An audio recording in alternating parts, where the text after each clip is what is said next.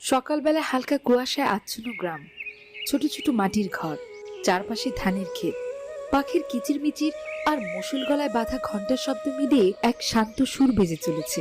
মেঠো পথ ধরে দুজন লোক মাথায় লাঙল নিয়ে হাঁটছে। একজন একটু স্থূলকায়, মুখে চালাকির ঝলক, আরেকজন পরিশ্রমী, হাস্যময় মুখ। এরা দুই ভাই, সুখু আর দুঃখু। হ্যাঁ গো দাদা, বলছি তোমার জমিটাই তো এবার পানি জমবে মনে হয়।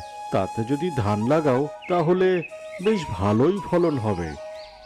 তুই তোর কাজ দেখ, নিজে তো শুধু সারা জীবন কাজই কইরা গেলি, তবুও তোর নামের মতো তোর জীবনে দুঃখ লাইগাই আছে। নিজের জমির কথা ভাব, আমার জমির কথা ভাবন লাগবো না। কি আর করব বলো, সবই কপাল। বাবা মা যে কেন এমন নাম রেখেছিল, লোকে বলে এই নামের গুণেই নাকি আমার কপালের এই অবস্থা। কইলেই হইল, তোর নাম রাখবো না তো কি আমার নাম দুঃখ রাখবো? না দাদা, আমি তো তা বলতে চাইনি। কিছুই কইতে হইব না তোর। বাবা একসাথে থাকতে কইছিল, এজন্য আসি, নয়তো কবেই জমি আলাদা কইরা সব রাইখা চইলা যাইতাম। তোর নামের বাতাস আমার জীবনে লাইগা কবে আমিও দুঃখ হইয়া যামু কে জানে। দুই ভাই পাশাপাশি থাকতো, জমিও ছিল পাশাপাশি। দুঃখু সারাদিন খেটে খুঁটে ফসল ফলাতো, তবুও তার ঘর ছিল গরিব, কারণ সে পরের উপকার করত। আর শুকুর বাহিরটা চকচকে হলে ভেতরটা ছিল লোভ আর কুটিলতা। তার বউ তার চেয়ে বেশি লোভী ছিল। এই নাও জল, সারাদিন এত খাটুনি করো, একটু বিশ্রাম নাও। দেখে তো মনে হচ্ছে সূর্যের সাথে পাল্লা দিয়ে তোমার ঘামও ঝরছে। খাটতে তো হবেই, ফসল তো আর আপনা আপনি জন্মাবে না। তাছাড়া পরিশ্রম করতে আমার বেশ ভালোই লাগে। কিন্তু নিজের শরীরের যত্ন তো নিতে হবে, তাই না? না খেয়ে খাটতে থাকলে তো কাল থেকে আর উঠতেই পারবে না। তুমি ঠিকই বলেছ। আচ্ছা বলো তো, মানুষ কি শুধু নিজের জন্য খাটে? পাশের জনের মুখেও তো হাসি ফোটানো দরকার, তাই না? আমাকে নিয়ে তোমার আর ভাবতে হবে না, নুন পান্তা খেয়েও আমি দিব্যি কাটিয়ে দিতে পারবো। দুঃখ নাম হইলে কি হইব, মনে তো হয় সব সুখ ওরই ঘরে। কই গো, এক গ্লাস জল দাও। মাঠের থেকে এসেই হুকুম করতে শুরু করেছো, জলটাও কি নিজে নিয়ে খেতে পারো না? এখন জল দাও, নিজের লইয়া খাইতে হইব। দেখো দুপুর বউরে দেখো, কিছু শেখো। আমি ওসব শিখতে পারবো না। তুমি তো আর দুপুর মতো পরিশ্রম করো না যে তোমারে তো সেবা করতে হবে। চলো, বাইরে দাঁড়িয়ে এসব কথা কইও না।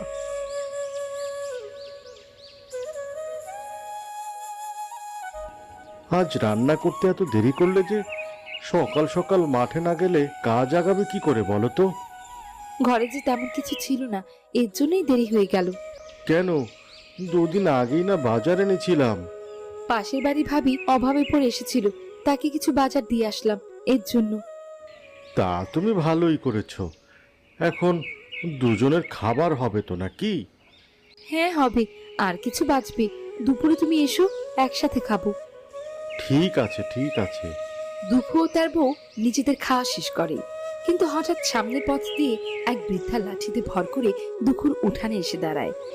বেশ জীর্ণ শীর্ণ, পরনে মলিন শাড়ি, হাতে এক লাঠি। বয়সের ভারে তার শরীর কুঁজো হয়ে গেছে, পা টেনে টেনে হাঁটছেন। মনে হচ্ছে অনেক দূর থেকে এসেছেন, মুখে তীব্র ক্লান্তির ছাপ। বাবা, একটু দয়া করো গো। আরে বুড়িমা, কে তুমি? অনেকদিন হলো কিচ্ছু খাইনি, পেটটা জ্বলছে, যদি একটু খাবার দাও। তুমি বসো বুড়িমা, এত দূর থেকে এসেছো, একটু বিশ্রাম নাও। শুনছো, ঘরে যা আছে তাই এনে দাও। এক্ষুনি আনছি। দুঃখুর বউ ঘরে গিয়ে একটি ছোট্ট থালা নিয়ে আসে, তাতে অল্প কিছু ভাত, ডাল আর এক টুকরো আলু আছে। সে বৃদ্ধার সামনে নিয়ে এগিয়ে দেয়। বিধাতা তোমাদের ভালো করুন বাবা, এই কঠিন সময়ে কেউ এমন করে ভাবে না। দোয়া করি তোমাদের ঘরে আরো আসুক। বৃদ্ধা ধীরে ধীরে খেতে শুরু করে, কিন্তু কয়েক লোকমা খাওয়ার পরে খাবার শেষ হয়ে যায়। তিনি কাঁপা কাঁপা হাতে থালাটি নামিয়ে রাখেন। বাবা, অনেক কষ্ট করে এলাম, ক্ষুধায় শরীরটা কাঁপছে, এইটুকুতে তো আমার পেট ভরবে না। আর কিছু কি নেই ঘরে? না গো, আর তো কিছু নেই, আমাদের শেষ খাবারটুকুই দিয়েছি। আর তো কিছু নেই গো বুড়িমা, তুমি বরং আমার ভাইয়ের ঘরেই যাও, তার ঘরে কোনো খাবারের অভাব নেই। বৃদ্ধা পা টেনে টেনে শুকুর বাড়ির উঠানে গিয়ে দাঁড়ায়। শুকুর দরজায় কড়া নাড়ে। কি চাই গো তোমার? সকাল সকাল কি চাইতে আইছো? বাবা, তুমি যদি দয়া করো, ভীষণ ক্ষুধা পেয়েছে, যদি কিছু খাবার দাও। সুখু কিছু বলতে গিয়ে থেমে যায়। যদিও সে লোভী প্রকৃতির, তবুও নিজেকে মানুষ হিসেবে ভালো দেখাতে কিছুটা সহানুভূতি দেখায়। তুমি এত দূর থেকে আইছো, বসো বসো, একটু পানিও দেই। এই নাও।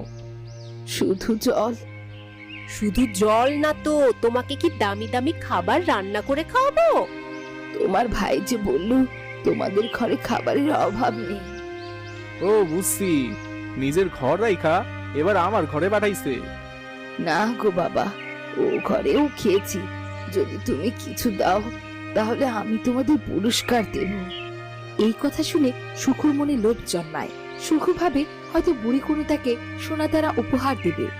ঠিক আছে, তুমি একটু বহো, আমি কিছু আইনা দিচ্ছি। এইটা নাও, এটা একটু খাও। খাবার খেয়ে বৃদ্ধার পেট ভরে। সে সুখ ও দুঃখ দুই ভাইকে একসাথে ডাকে। এরপর তার থলে থেকে একটা ছোট্ট সোনালী আলু বের করে। এইটা তোমাদের দুই ভাইয়ের পুরস্কার। এই তোমার পুরস্কার? সামান্য একটা আলু? এ কি গো বুড়ি, মিথ্যা কথা কইয়া আমার বাড়ির খাবার খাইলা তুমি?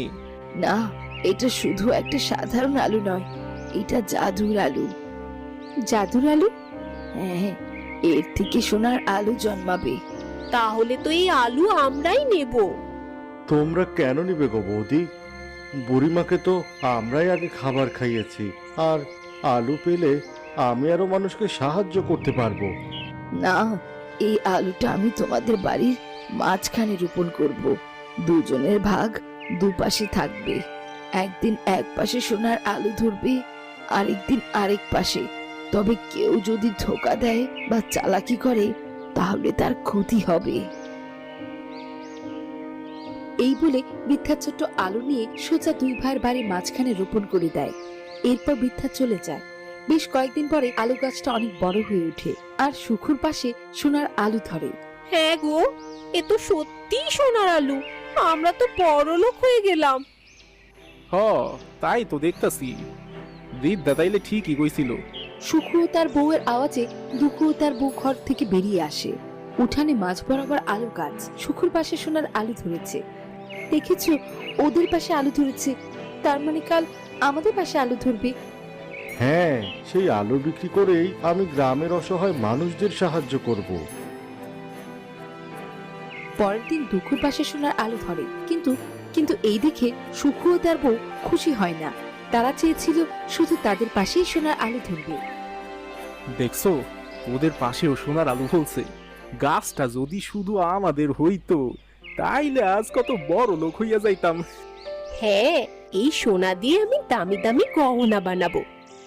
এইভাবে দুই ভাইয়ের পাশে সোনার আলু ধরতে থাকলো। সুখ ও তার বউ নিজের বাড়ি ও গহনা বানাতে শুরু করলো। অপরদিকে দুঃখ ও তার বউ সেই টাকা দিয়ে গরিবদের সাহায্য করতে লাগলো।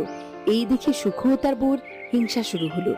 একদিন রাতে যদি রোজ রোজ আমাদের পাশে আলু আইতো, তাইলে বেশ ভালো হইতো। আমার কাছে একটা বুদ্ধি আছে, শোনো। বউয়ের বুদ্ধিতে পরের দিন রাতে সুখ হালকা পায়ে গাছের নিচে এগিয়ে যায়। তার চোখে এক অদৃশ্য আশা। বউ ঠিকই কথা কইছে। আজ যদি গাছটা উল্টা কইরা লাগাই, তবে ওর পাশের আলু আমার পাশে চইলা আইব। সুখ গাছটিকে সাবধানে তুলে নিয়ে অন্যদিকে রোপণ করে দেয়। তার চোখে তীব্র লোভ। পরের দিন সকালে দুঃখ তার বউ যান আলু তুলতে। ঠিক তখন তারা দেখে আলু গাছটি আবারও সুখদের পাশে। এ কি, আবারও আজকে দাদাদের পাশে আলু ধরেছে কেন? বুড়ির কথা মতো আজকে তো আমাদের পাশে আলু ধরার কথা। হয়তো এখন থেকে দুই একদিন করে এক পাশে আলু ধরবে। যার কপালে যা আছে তাই পাবে। চলো, আমরা কাল দেখবো নি। দেখো দেখো বউ, তোমার বুদ্ধি কাজে লাগছে। এখন থেকে তাহলে রোজ এই বুদ্ধি করতে হবে। এবার আর ওরা কোনো আলুই পাবে না। এরপর থেকে সুখ ও তার বউ দুঃখদের আলুর ভাগ ছলনা করে নিজেরাই নিয়ে যেতে থাকে। একদিন রাতে সুখ আবারও গাছের কাছে ফিরে যায়। আবারও গাছটি উল্টানোর চিন্তা করে, কিন্তু এই সময় তার পাশ দিয়ে হঠাৎ একটি প্রচন্ড গর্জন শোনা যায়। গাছ থেকে বের হয়ে এক বিশাল দৈত্য হাজির হয়। তুমি প্রতারণা করেছো, তুমি ভুলে গিয়েছো যে বুড়িমা তোমাকে কি বলেছিল? হ্যাঁ, ক্যাডা ক্যাডা তুমি? আমি দৈত্য, তোমাকে তোমার প্রাপ্য শাস্তি দিতে এসেছি। না, আমারে ছাইরা দাও, আমারে কিছু কইরো না। শুকুর চিৎকারে সবাই বাইরে বেরিয়ে আসে। বিশাল আকৃতির দৈত্যকে দেখে সবাই অবাক হয়ে যায়।